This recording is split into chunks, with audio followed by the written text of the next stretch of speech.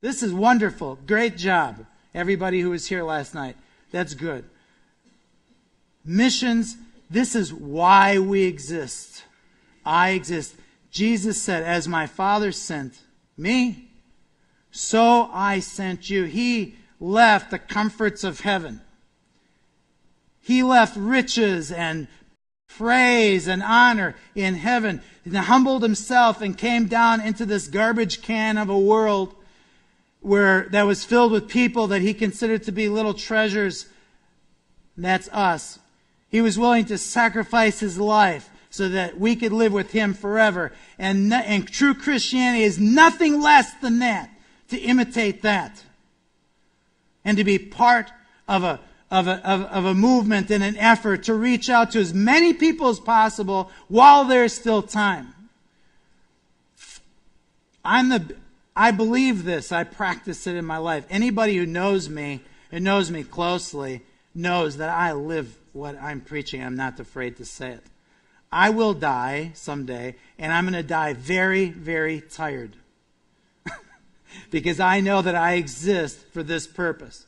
So if you want to understand me and my heart for missions, which is what I'm trying to express to you, is that this is me. This is why I exist. I understand it. I know who I am. And I'm not afraid to say it. But I was a missionary before I went to Romania. I was a missionary to Milwaukee. Involved in many, many different types of activities and outreaches. And that's me. That's who I am. But I'm going to be sharing a lot of, and that's how you need to be. That's how we all need to be. Together we can make a difference. Together we can make a big impact. Everyone is a missionary. And there's a mission field available for all of us. But God is more willing. He's more desiring to show us than we are to ask him and to wait on the answer and to begin to step out in faith and to do the things that bring that mission field into existence and to make it visible in our life.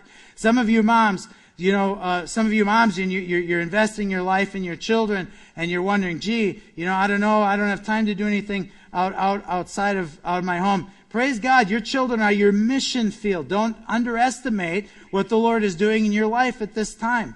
Nora did that when she was a young mother. She was faithful and invested her life into these children. And I just kind of threw in my spare change, when I was home. I mean, all the credit to what's happened in our children's life, I say goes to Nora. Let's say 98%.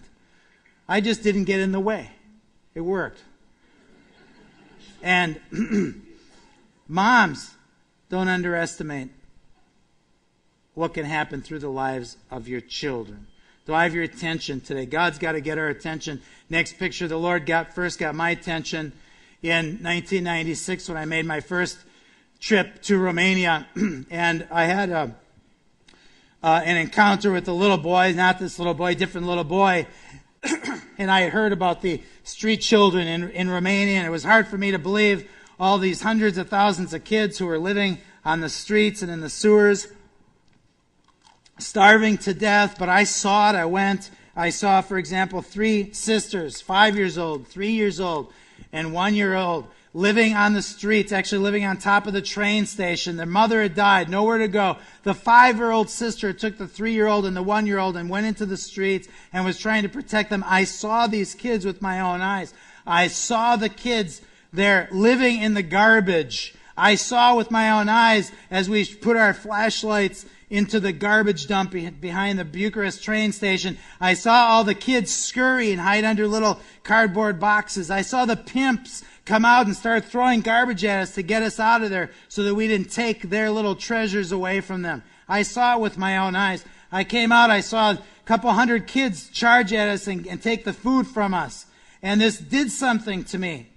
And as I walked out of that place with many people, with the group that we were with, about 10 of us all together, one little boy walked after us, pleading with us, asking for help, saying, Mister, help me. Please help me. I have nowhere to go. He had been, half of his hair had been gone because he had lice in his hair. He tried ripping it out. He had a scalp that had been bleeding. It was scabbed over. He had mucus coming from his nose. He had clothes that, Foster Finko, he had clothes that were on him that were about the size of what Foster Finko would wear. and he was filthy dirty. He had been beaten up because somebody had given him some money, and some older boys beat him up to get the money from him and just left him laying there. And this is the boy calling after us for some help. And we didn't have a place to take him, and so he tried getting in the van with us, and he realized we weren't going to let him in the van. He ran around the front of the van, laid down in front of the van, and to prevent our leaving. And he was under the van beating and screaming, calling out, "Help me, help me." And there was nothing we could really do for him in the moment. And the Romanian guide we were with went out and dragged him away across the blacktop pavement as he was kicking and screaming and began to curse at us because we weren't helping him. And as we began to drive away, and the Romanian guide jumped back, and it was about 30 minutes of silence, but probably it was the loudest that God's ever been able to speak to me in my life, because I had nothing else in my mind. No cell phones, no computer, no job, nothing whatsoever. It was just all about the reality of what just happened to me. And it was like the Lord just intervened. He intersected my life. And he said, it was like he was holding out his hand. And he said, "Stop, Brad, right here. What are you going to do for this child? This is my child. What are you going to do for the children in Romania? What can you do for the children around the world? You think you think that you can do something for them?" But often as Americans, what happens is that we have these experiences, and we do one of two things. We jump in and try to help for one length of period or another, or we just go numb and we say, "The job's too big for me, I can't do anything." But what if everybody thinks like that and just walks away and insulates themselves from the real needs, the spiritual needs of the world that face us and are pressing on us every day? But I began to dialogue with the Lord, and I said, okay, I want to try to do something, but I don't know what. And I came back to the United States here in '96, and Nora and I and my kids, we began to realize that probably we'd live in Romania someday, and that the Lord was calling us to live in Romania. And eventually we got there, like Pastor Dave said. We merged our church in here with World Harvest, and we were there in 2001. But God got my attention. What does He need to do to get your attention so that you're going to believe in Him to do bigger things in your life than He's ever done before? Huh? Does it have to be a death, traumatic experience? Or can you just let down the guards, let down the walls, and put yourself in vulnerable positions, maybe in the inner city or at the City on the Hill ministries like this, and just begin to reach out and see what God does in your life and how He changes you and gives you great, true joy, because you learn from your heart, in the depths of your heart, that joy comes from serving. It's much, much more blessed to give than to receive. Huh? But it's hard to believe all the things, the pictures I'm about to show you, which are just a little taste of the things that were involved in Romania, just a little bit.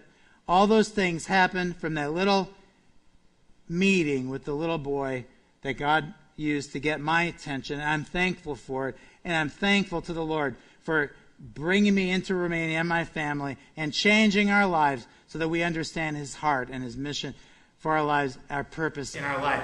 And you can have great joy knowing that you as a church especially have sent us, and we've begun this ministry